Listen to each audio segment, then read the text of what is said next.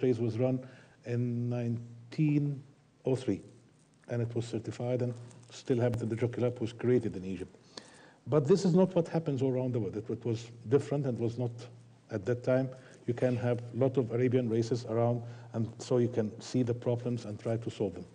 I think we have to use all the methods which have been created and solved through the years past from the thoroughbreds races, and the problems have faced the organization which takes care about these races in the past, and we put them in front of us as solutions for some sort of problems. But we have to bear in mind two very important things. The Arabian horse is not like the thoroughbred horse. They are different in their speed, and they are not powerful as the thoroughbreds are. And if we have to accept that there is a difference between these two kinds of horses, purebred Arabian horse and thoroughbreds, so we have to bear in mind that the Arabian horse needed always to have a different rules or different vision for the races than the other thoroughbred horses. And then you will find that you, in the middle of some sort of speeds, different speeds, like in Egypt, we didn't improve with the Arabian horses in Egypt, which we are a very close country with our breed, and we don't use any lines from outside Egypt. We didn't improve 1 second in 15 years. And I proved this in the last meeting we have here with the books and with the details and the measurement. We didn't improve just 1 second. So the horse have an ability in Egypt because he have been used through generation after generation with the same lines and the same concept of breeding. In different countries, you will find better progress in the program, depending on the breeder or how they handle their program. So it would end up that you'll find difference between even the Arabian horse ability from country to another. So when you try to create a global system for the Arabian horse to run and to evaluate all of them in the same category, you will not going to be fair with horses like the Arabian horses in Egypt. Like in Poland, you will find the Arabian horse in Poland is less efficient and less speedy than in, let's say, in France.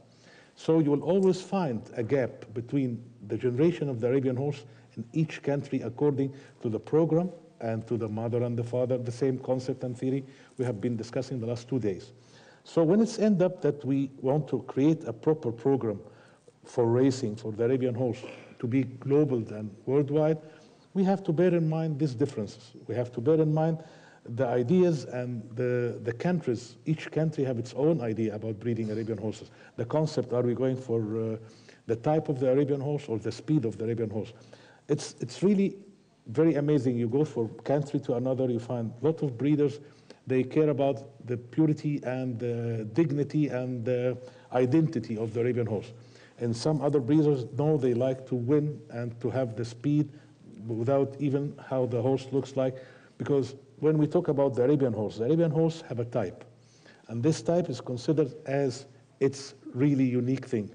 Because the Arabian horse is a purebred, which have been created in the peninsula of the Arab through 4,000 or 5,000 years ago. And then it have its own culture and own type of looking, habit, everything. And we have a question last meeting, I think, or the meeting before last meeting. I was the one who asked this question. Is the Arabian horse one day will be the thoroughbreds in the race? And the answer was never.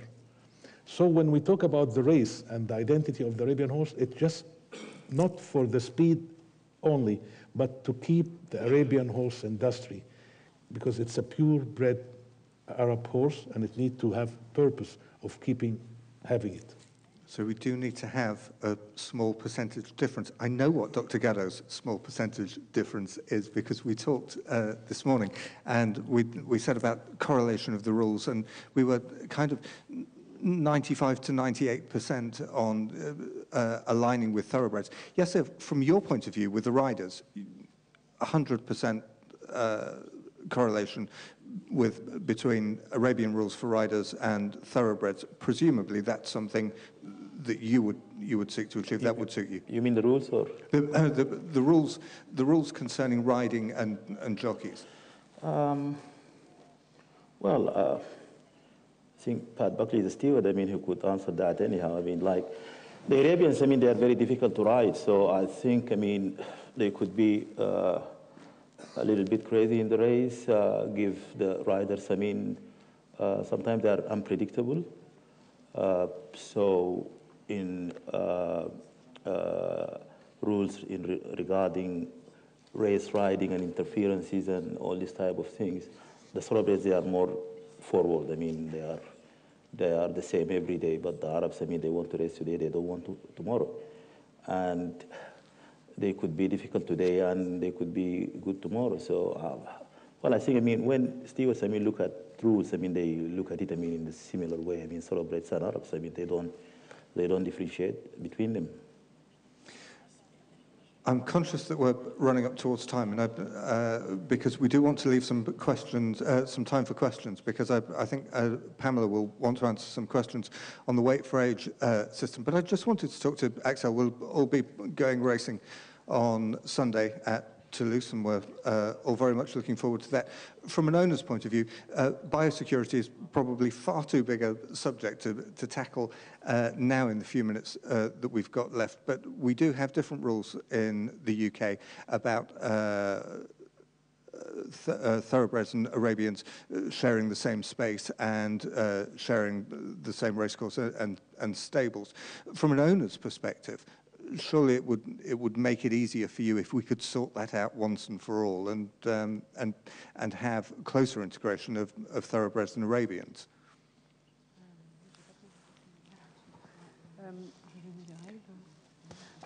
I beg your pardon. Was that a little complex? I was talking.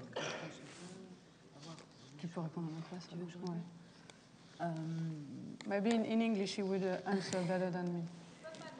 Tu peux, et puis ils vont traduire en anglais. Ils vont traduire, Alors, la question, c'est quoi? Nous, we in French, we have special rules to run Arabian horses, rules that France Gallo gave us. So maybe I can tell you the rules in French in order not to make any mistake, because it's technical rules. So for French, for pur sang arabe, donc. For Arabian horses, they must be registered in the stud book of the country where they're born, and the stud book must be recognized by the WHO.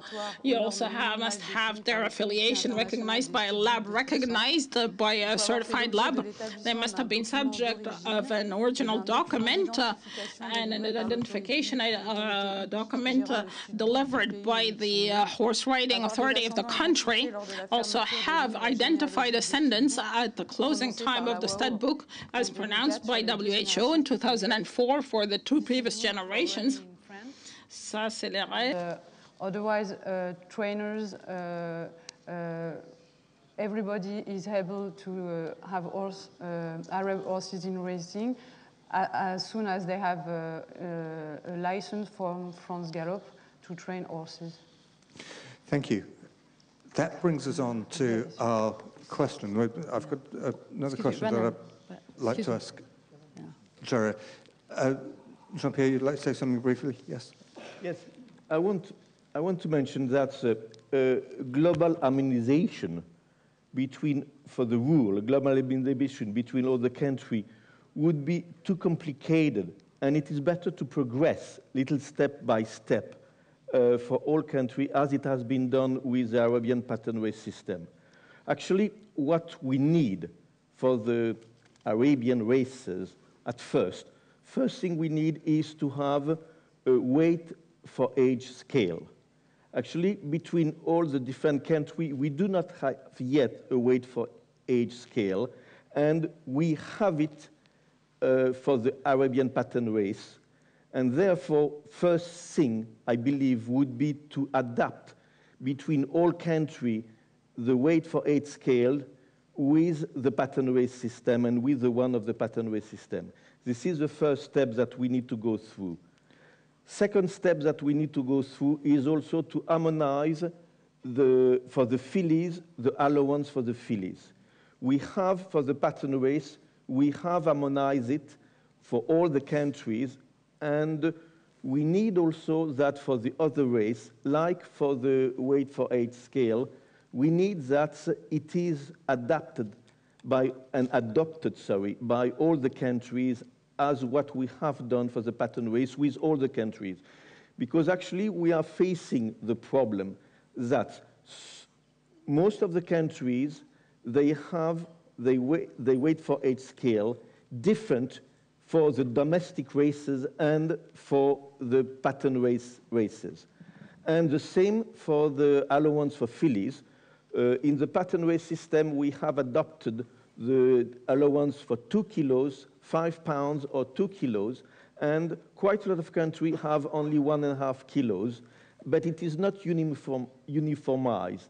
And therefore, again, this is another point that we need to do, but we need to start by the ground, by the bottom, and first to go through those small steps, you know, and to adopt already the rules of the domestic races to the rule of the pattern race, which has been established by experts, by the handicappers, professionals that know exactly what they are talking about. Jean-Pierre, that's perfect, because that brings us perfectly onto our question. For those of you who do have the voting devices, we do have a question for you, and the question is up here. Is global standardization of the rules of Arabian racing needed? I hope you've got an idea from our panel of their views. We'd very much like to have your views so that we can display them on the board here. We'll take some questions in just a moment, so do think of your questions. I am aware that we are running to the schedule of Abu Dhabi TV, and we must keep within them. But while people place their votes and think of their questions, Jura, just tell us a little bit about the Abu Dhabi Court of Arbitration. We're here, of course, at thanks to the generosity of His Highness Sheikh Mansour and through the excellent organisation of our host, Lara Sawaya. Tell us a little bit about the Abu Dhabi Court of Arbitration while we prepare some questions. Well, actually, the generosity of His Highness Sheikh Mansour is not only limited to this event. His Highness Sheikh Mansour bin Zayed Al Nahyan is a big supporter of sports in general and of justice as well, because he's the head of the Abu Dhabi Judicial Department, and his directions and his guidances led to the fact that the Court of Arbitration for Sports in Switzerland opened an alternate hearing center in Abu Dhabi by a cooperative agreement between the Abu Dhabi Judicial Department and Court of Arbitration for Sports in Lausanne. That's the first step. So people who have problems or they have issues, they want to go to CAS, instead of going to Lausanne, they could do it in Abu Dhabi, especially when the litigation or the parties involved in litigations are in the Middle East. So that's a great forum for them to use that center. Besides that, also according to his guidance, there has been work done and mostly completed, to establish the Sports Arbitration Center for the UAE. So it will be the first arbitration center in the entire Middle East, or the Arab world, I would say, that would be dedicated for sports locally, and it will resolve all litigations, whether it's football, equestrian, or any other sports. So this is technically the role of the Court of Arbitration for Sports in Abu Dhabi.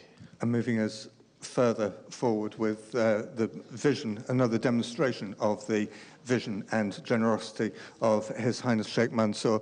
I think I just want to make a quick point. We do need to build in some time for some questions. Just to answer your previous question regarding the difference between France and UK, we must not forget that in France it used to be difficult for purebred Arabian racing, and I know how much it is difficult in the UK, the fact that the trainer, for instance, cannot train thoroughbred and Arabian. But it took a long work in France, especially about lobbying.